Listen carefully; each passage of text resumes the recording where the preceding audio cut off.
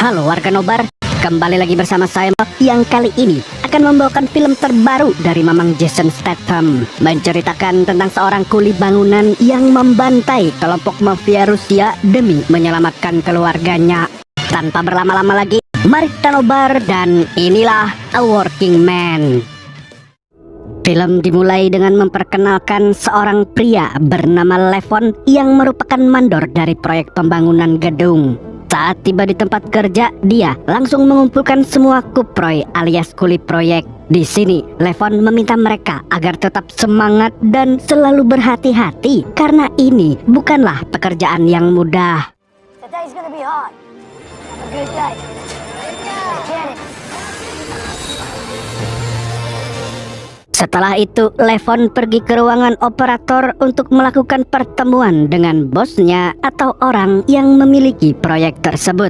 Namun ketika masuk ke dalam, ternyata si bos sedang kedatangan anak dan istrinya. Keluarga ini terlihat sangat harmonis sehingga Levon buru-buru menyelesaikan urusannya agar tidak mengganggu. Tidak berselang lama, Levon melihat dua orang debt collector datang ke lokasi proyek tersebut. Dan di sini mereka langsung menagih secara kasar kepada salah satu pekerja Levon yang terlilit pinjol. Melihat hal tersebut, Levon pun meminta debt collector itu untuk menagih secara baik-baik dan jangan mengganggu pekerjaan orang lain. Akan tetapi salah satu dari mereka malah berkata kasar. Sontak hal itu pun membuat Levon emosi jiwa dan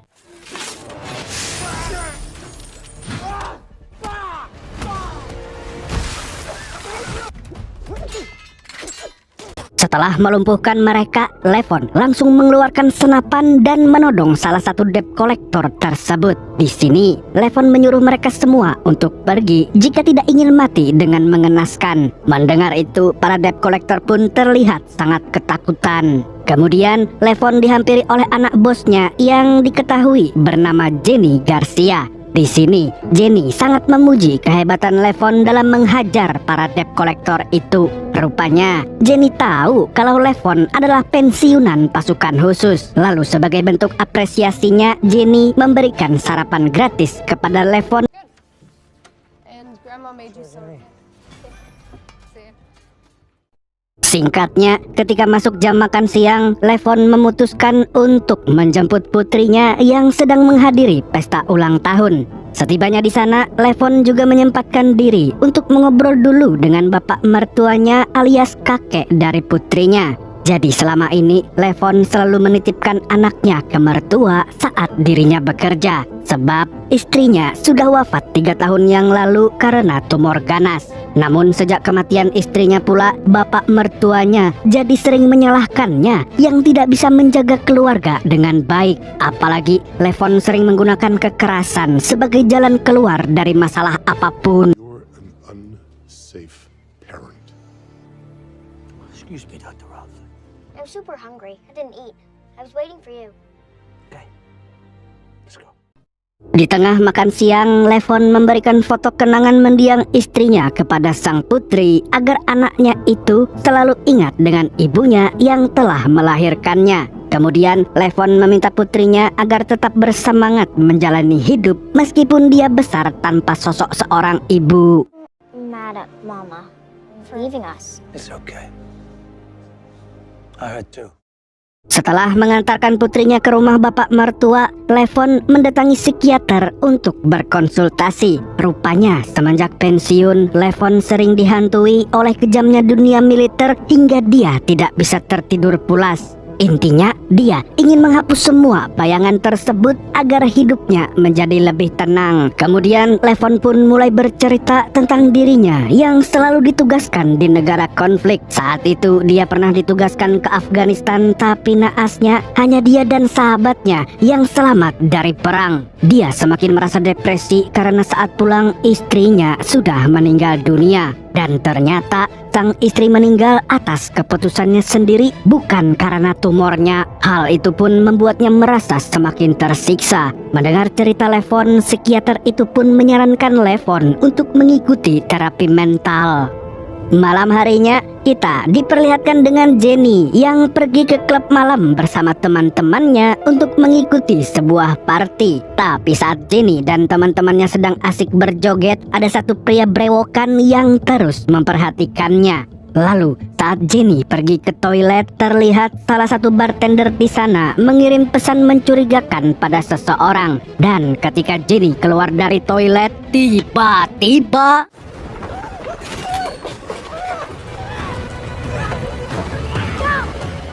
pagi harinya, Levon melihat si bos proyek dan istrinya yang sedang menangis hingga dia pun bertanya apa yang terjadi. Si bos menceritakan kalau Jenny belum pulang dari semalam dan nomornya tidak bisa dihubungi. Di sini, si bos yakin kalau anaknya telah diculik, apalagi di kota ini kasus penculikan tuh sedang marak sekali terjadi. Namun sayangnya, polisi tidak menerima laporannya dengan berbagai alasan bodoh. Ternyata polisi dimanapun memang begitu tingkah lakunya. Di sini enggak kok. Kemudian si bos meminta Levon yang punya background militer untuk menemukan anaknya. Bahkan dia rela membayar berapapun jika Levon bersedia. Akan tetapi Levon menolak secara halus karena dia tidak ingin kembali ke dunia yang brutal. Come on, just take it, man. I'm sorry. It's not who I am anymore.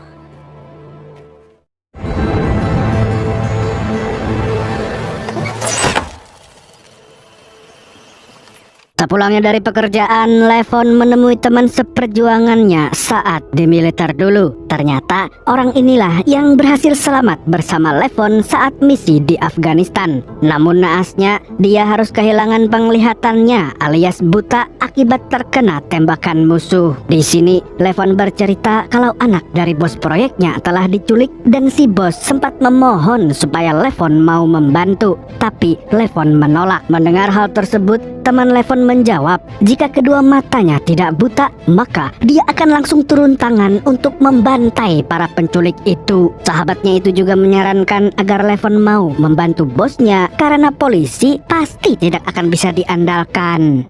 You better go full on, no half measure. You needed my permission for something that you already... Singkat cerita, Levon pun mengunjungi rumah bos proyeknya. Dan saat bertemu, si bos terlihat sedang melamun sendirian sambil melihat video rekaman Jenny ketika bermain piano. Di sini, Levon berusaha menenangkan hati si bos karena dia akan segera menemukan Jenny. Mendengar hal tersebut, si bos langsung memeluk Levon dan berterima kasih karena mau membantunya. I'm gonna bring her home. Bring her home. Hal pertama yang Levon lakukan adalah mengumpulkan informasi, kemudian mendatangi klub malam yang menjadi tempat terjadinya penculikan. Di tempat ini, dia berpura-pura memesan minuman sambil memperhatikan gerak-gerik si bartender yang sangat mencurigakan. Dia dengan jeli melihat kalau si bartender sedang memperjualbelikan barang haram. Lalu ketika si bartender pulang, Levon diam-diam mengikutinya dari belakang.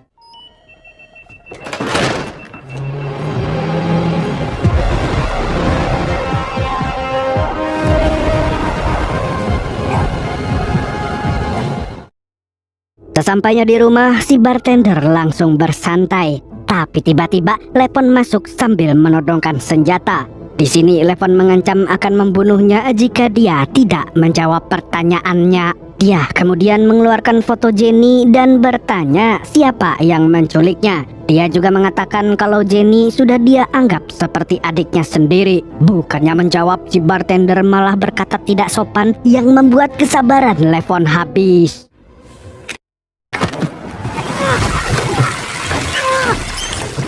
Di sini, Levon menyiksa si bartender di bak mandi sambil terus memaksanya agar mau buka mulut. Tapi tak berselang lama, datanglah dua rekan si bartender yang main nyelonong saja masuk ke dalam. Levon yang menyadari hal tersebut pun segera menyeret si bartender lalu menghabisi semua orang yang ada di sana. Sebenarnya, Levon menyesal telah membunuh mereka karena dia belum mendapatkan banyak informasi. Tapi bagaimanapun juga, mereka memang layak dihabisi. Sebelum pergi, Levon melihat tato dari jasad si bartender yang merupakan ciri khas dari para mafia Rusia. Levon lalu mengambil ponsel milik si bartender beserta dengan sejumlah uang yang ada di sana. Selanjutnya, Levon menunggu di parkiran, siapa tahu ada orang yang datang lagi ke rumah si bartender. Dan benar saja, selang beberapa saat, ada seorang mafia Rusia yang bernama Alex bersama dengan kedua keponakannya. Mereka bertiga langsung masuk ke dalam rumah si bartender karena ternyata si bartender adalah anak buahnya Alex.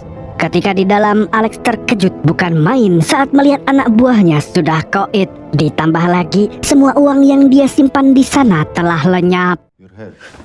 Where is my money?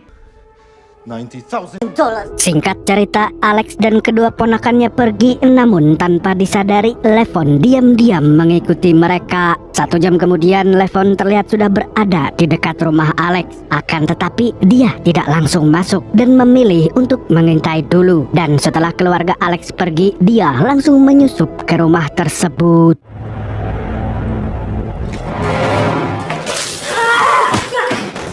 Setelah sadar dari pingsannya, Alex sudah dalam kondisi tangan diikat di sebuah kursi dan kursi itu berada di pinggir kolam. Jadi kalau Alex tidak mau memberikan informasi, maka Levon akan menenggelamkannya sampai dia modar. Kemudian Levon menunjukkan foto Jenny dan memaksa Alex untuk memberitahu keberadaannya. Tidak ingin mati di sini, Alex pun akhirnya memberitahu kalau Jenny berada di tangan putranya. Dirasa telah mendapatkan informasi yang dibutuhkan, Levon langsung menenggelamkan Alex saat itu juga.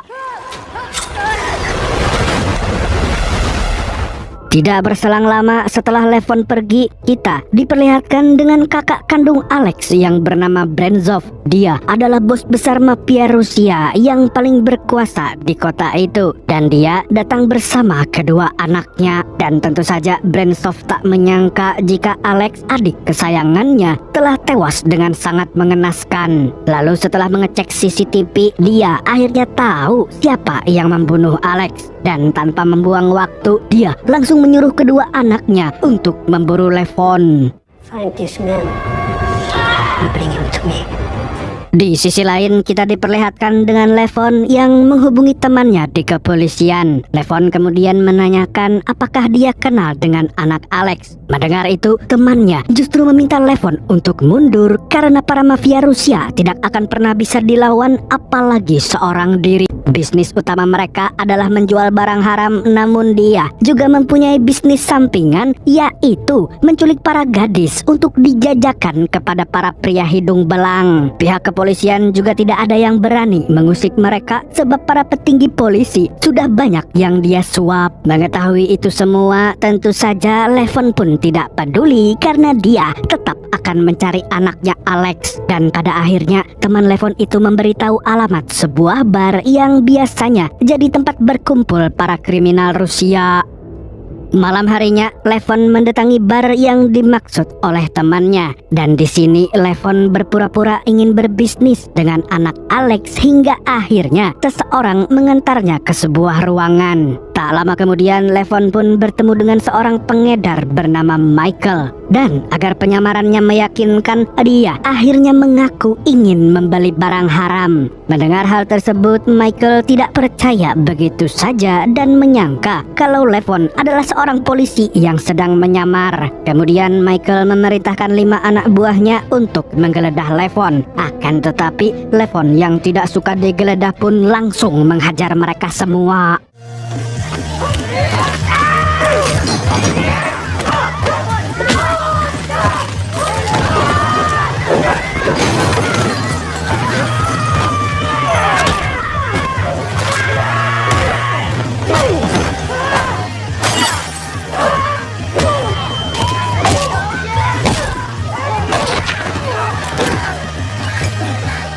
Dalam hitungan detik, Levon mampu melumpuhkan ke-5 anak buah Michael. Dan pada akhirnya Michael pun mengalah dan akan mempertemukan Levon dengan bosnya yang tidak lain adalah anaknya Alex. Akan tetapi pertemuan itu tidak bisa dilakukan saat ini karena bosnya sedang sibuk. Di tempat lain kita diperlihatkan dengan Jenny yang sedang dibawa oleh dua anak buah Alex menuju ke tempat Gadun atau pria hidung belang langganannya. Setibanya di sana terlihat si Gadun sangat bahagia karena sebentar lagi dia bisa menganu-anu Jenny. Namun sebelum itu terjadi, ternyata Jenny memberontak sampai menggigit pipinya. Sontak si Gadun pun langsung murka dan menyuruh anak buah Alex untuk membawa Jenny pergi. Di waktu yang sama, Levon dihubungi oleh Michael yang mengajaknya bertemu dengan anaknya Alex. Tapi syaratnya Levon harus berpakaian rapi agar aura kulinya tidak terlalu kelihatan.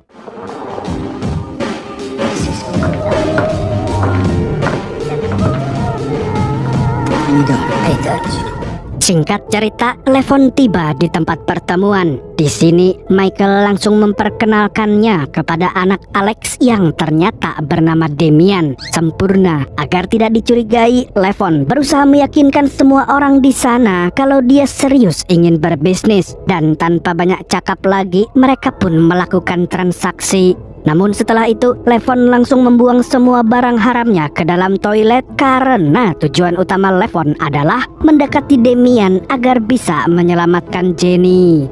Di malam berikutnya, Levon kembali datang ke bar untuk melakukan pengintaian terhadap Damian. Tapi sialnya, belum juga masuk ke dalam, dia malah ketahuan oleh dua anak Brenzov yang sudah mengetahui kalau Levon adalah pembunuh Alex. Hingga dengan cepat mereka berdua langsung memburu Levon dan terjadilah aksi kejar-kejaran.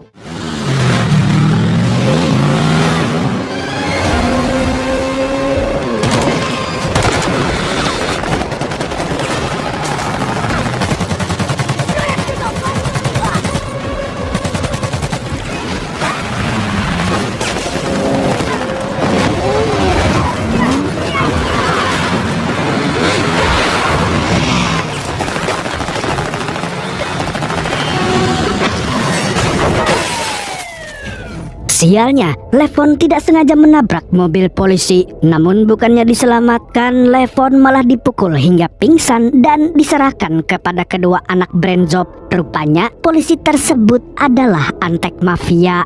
Ketika tersadar, Levon sudah dalam kondisi tangan diikat dan sedang dalam perjalanan menuju ke markas Brenzov. Selain itu, Levon juga dijaga oleh kedua putra Brenzov yang siap menghabisi Levon jika dia melawan. Akan tetapi, seperti yang kita semua ketahui, Levon adalah sosok brutal yang tidak mudah dikalahkan begitu saja. Hingga akhirnya, dia pun mencoba melawan meskipun dengan tangan terikat.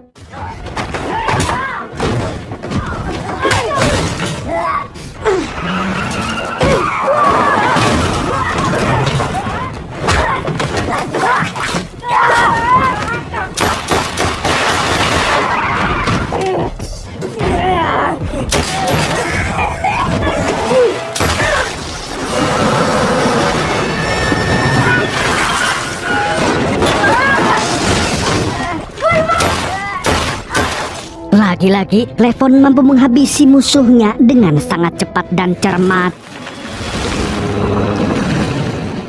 Beberapa jam kemudian, Brenzov terlihat sedang melihat jasad kedua putranya. Tentu saja, hal ini membuatnya semakin murka kepada Levon. Karena selain menghabisi adiknya, Levon kini juga telah menghabisi kedua putranya. Pada hari itu juga, Brenzov melakukan rapat darurat di markas pusat untuk membahas tentang kasus ini dengan para petinggi mafia Rusia lainnya. Dan setelah dicek lebih detail, ternyata sumber masalahnya ada pada Damian yang telah menculik Jenny. Who helped you find Jimmy?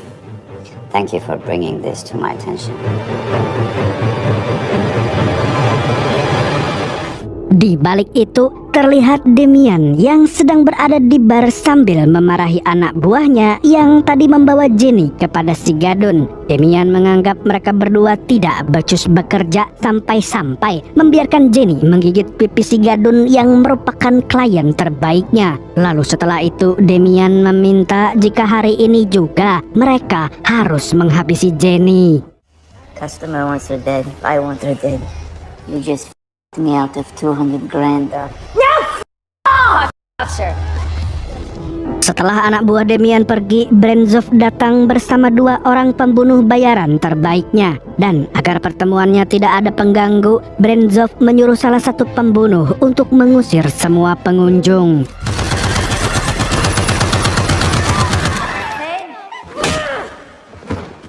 Di sini Brenzov menjelaskan bahwa gara-gara Demian menculik Jenny, maka sekarang kedua putranya harus menjadi korban. Brenzov juga heran kenapa Demian tidak terlihat sedih, padahal jelas-jelas ayahnya mati dibunuh orang. Kemudian Brenzov menunjukkan foto Levon yang merupakan pelaku dari semua ini. Melihat itu, sontak Demian terkejut bukan main karena dia tidak menyangka kalau pelakunya adalah Levon, orang yang baru saja berbisnis dengannya. Karena merasa ditipu, Demian pun memberitahu identitas Levon kepada Brenzov. Ketika dicek, barulah mereka tahu kalau Levon adalah mantan pasukan khusus terbaik di Inggris. Selain itu, Brenzov juga berhasil mendapatkan informasi tentang alamat rumah bapak mertua Levon. Di sisi lain, Levon mendapat kabar kalau putrinya tidak ada yang menjemput di sekolah. Karena panik, Levon langsung menghubungi si bapak mertua karena seharusnya dialah yang menjemput putrinya. Namun karena nomor si bapak mertua tidak aktif, Levon pun memutuskan untuk menjemput putrinya langsung ke sekolah. Okay, the builder push is making it worse. You're sharing your location with Grandpa. Yeah?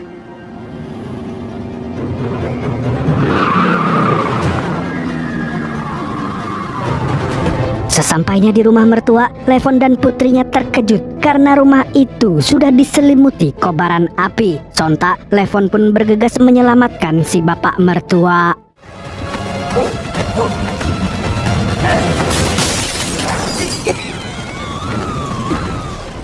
Beruntung bapak mertuanya masih bisa diselamatkan. Dan di sini si bapak mertua pun berterima kasih karena tanpa Levon dia mungkin sudah mati. Dia lalu memberitahu kalau rumahnya sengaja dibakar oleh komplotan gangster Rusia.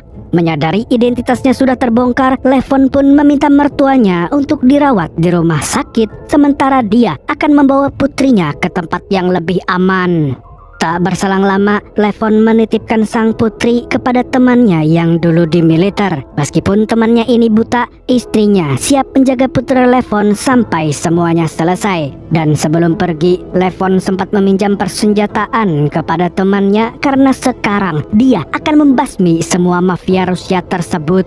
Sebenarnya teman butanya itu ingin membantu, tapi Levon melarangnya karena untuk melihat saja dia tidak bisa. We'll have to drill on the day. We did some righteous shit, bro. None of your business. See this? That's you. Okay.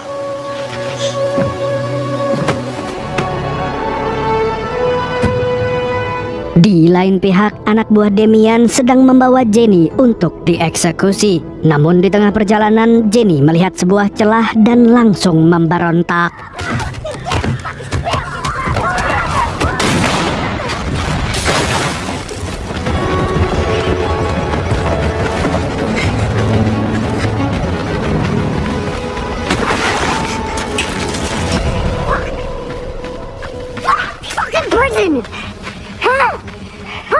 Setelah berhasil kabur, Jenny melihat sebuah mobil polisi melintas dan segera meminta bantuan kepada mereka. Tapi lagi-lagi adegan ini membuktikan bahwa polisi memang gak ada yang benar. Karena bukannya diamankan, Jenny malah dibawa lagi ke markas Demian.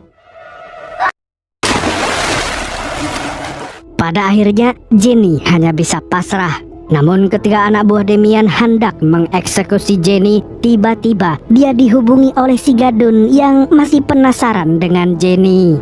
Gadun itu meminta anak buah Demian untuk menyekap Jenny di markas karena sebentar lagi dia akan datang ke sana untuk mencicipi Jenny. Di sisi lain, Levon berhasil menyusup ke markas Demian dan menghabisi para penjaganya.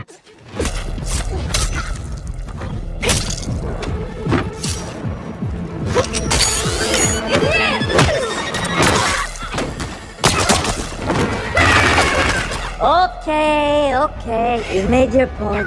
I figured that.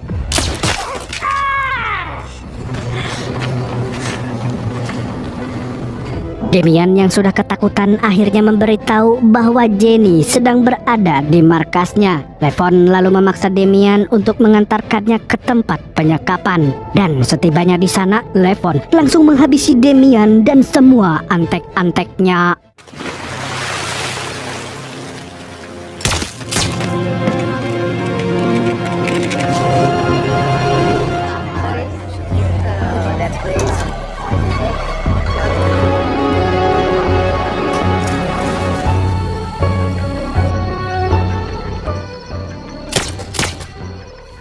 Di waktu yang bersamaan, Michael juga mengerahkan pasukan untuk membunuh Levon. Sementara itu, Levon menyisir area penyekapan dengan membunuh para penjaga.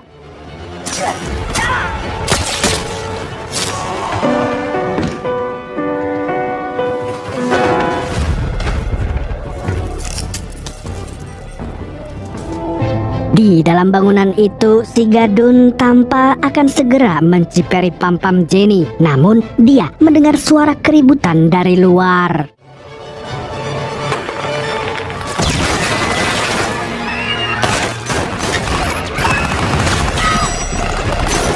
Who's gonna get fucked now, huh? Di saat Levon sedang membrutal, Michael dan anak buahnya datang ke tempat tersebut untuk memburu Levon. Tidak tinggal diam, Levon pun kembali beraksi.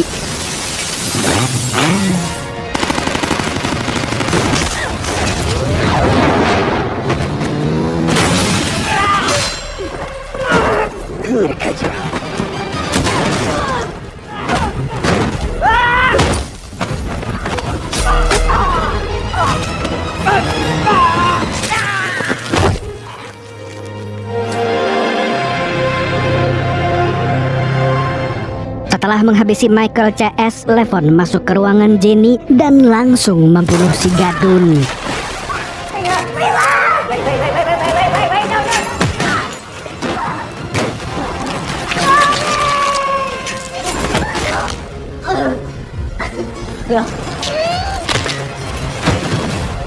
Di waktu yang sama, kedua pembunuh bayaran Brenzov datang ke tempat tersebut. Sementara itu, Levon membawa Jenny keluar dari markas. Namun sialnya, mereka dihadang oleh dua pembunuh bayaran Brenzov. Jadi mau tidak mau, Levon harus kembali membrutal.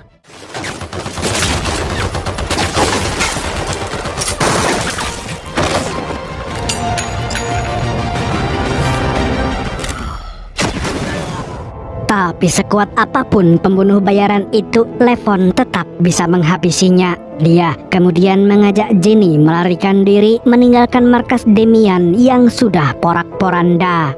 Sementara itu, Brenzov hanya bisa merenung dan marah melihat kehancuran kelompok mafianya yang disebabkan oleh seorang kuproy. Dia pun segera menghubungi aliansi petinggi mafia Rusia lainnya untuk meminta bantuan agar bisa menghancurkan Levon. Namun, kali ini mereka menyarankan agar Brenzov melupakan dendamnya. Mereka menjelaskan bahwa Levon sudah mendapatkan apa yang dia inginkan dan kemungkinan besar Levon tidak akan mengacau lagi.